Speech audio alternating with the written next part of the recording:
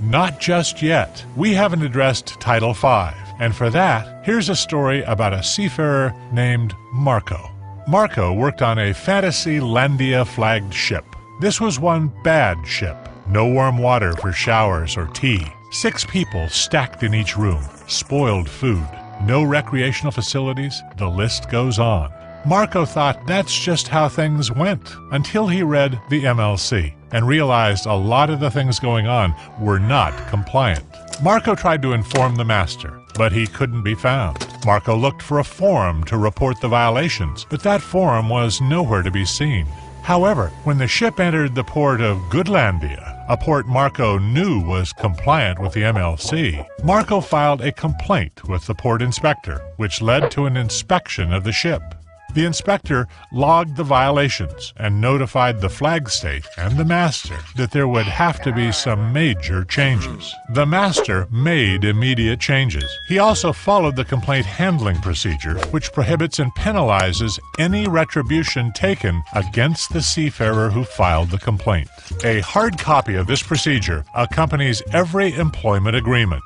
And from this day forward, Marco and his shipmates always had hot tea. Marco sounds like a savvy seafarer. He just knew his rights under the MLC. Listening to all these regulations, I'm having a hard time figuring out what anyone besides a seafarer gets out of the MLC. That's a pretty smart question, Mark. A committee of seafarers, ship owners, and flag state officials created the MLC. Ship owners liked that it discouraged favorable treatment. Ships entering ports of ratified states must show compliance or face possible detention.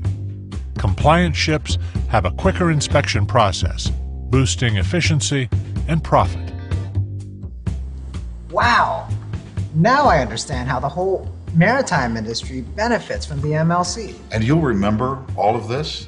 How about a quick recap? No problem.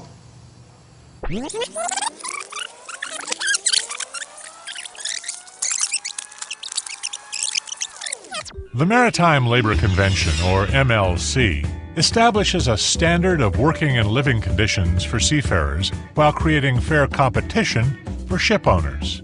It was adopted by the International Labor Organization due to the growing need for the fair treatment of seafarers. The International Maritime Organization calls the MLC the 4th pillar of quality shipping, on par with SOLAS, STCW, and MARPOL.